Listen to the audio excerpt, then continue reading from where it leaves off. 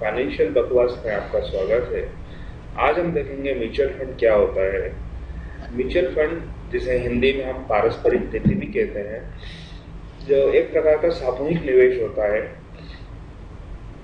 हर एक निवेशक सीधे इक्विटीज में इन्वेस्ट नहीं कर सकता है, जैसे कि जिसे हम बोल सकते हैं कि शेयर मार्केट में निवेश करने की क्षमता नहीं होती है, या फिर रिस्क नहीं ले सकता है क्योंकि उसे शेयर मार्केट के बारे में पूरा ज्ञान नहीं है। तो उसके लिए म्यूचुअल फंड जो है निवेश का सबसे अच्छा तरीका है। तो निवेशकों के समूह मिलकर स्टॉक, अल्पावधि के निवेश या अन्य सिक्योरिटीज या प्रतिभूतियों में निवेश करते हैं। तो म्यूचुअल फंड में क्या होता है कि म्यूचुअल फंड जो ट्रस्ट होते हैं वो निवेशकों से पैसा लेते हैं, और निवेशकों से पैसा लेने के बाद में वो लोग इकट्ठा पैसा जो होता है उससे मार्केट से इक्विटीज खरीदते हैं। तो वो आपके बिहाफ पर उन इक्विटीज को मैनेज करते हैं।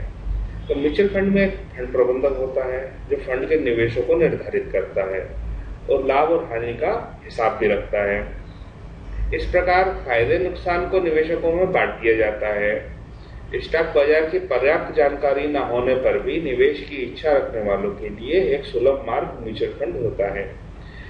म्यूचुअल फंड संचालक यानी कि जो कंपनी है, जिसे ट्रस्ट बोलते हैं, सभी निवेशकों को निवेश राशि को लेकर इकट्ठा करती है और उनसे कुछ सुविधा शुल्क भी लेती है, मीन्स चार्जेस लेती है। फिर इस राशि को उनके बाजार में निवेश करती है। इसमें से निवेश करने का फायदा यह है कि निवेशक को इस बात की चिंता करने की जरूरत नहीं होती आप कब शेयर खरीद रहे हैं या कब बेच रहे हैं, क्योंकि ये चिंता फंड मैनेजर की होती है। वही निवेशक के निवेश का रख रखाव करने वाला होता है।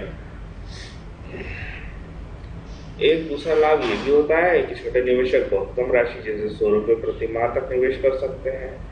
अब जैसे मुझे इच्छा है कि मैं आईटी कंपनियों में शेयर खरीदूं, लेकिन मैं सारी आईटी कंपनियों में शेयर नहीं खरीद सकता क्योंकि वो बहुत कॉस्टली है या बैंकिंग सेक्टर के। तो मैं उसके लिए क्या कर सकता हूँ कि एक पर्टिकुलर बैंकिंग म्यूचुअल फंड या फिर आईटी म्यूचुअल फंड ले सकता हूँ, जिससे मैं 100 या 500 रुपये से शुरुआत कर सकता हूँ। तो 100 या 500 रुपये से शुरुआत करने में मुझे फायदा ये होगा कि मेरे पास में थोड़ा जो है वो सबका हिस्सा होगा, सभी इक्विटीज का।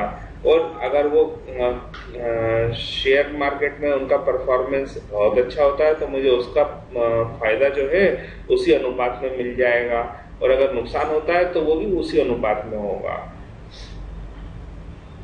ऐसे में सिस्टमेटिक इन्वेस्टमेंट प्लान करना होता है, जिसे प्लान लेना चाहिए, जिसमें बैंक से ये राशि सीधे फंड में स्थानांतरित होती रहती है।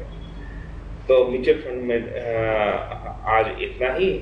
म्यूचुअल फंड कितने प्रकार के होते हैं उसके लिए हम अगली बार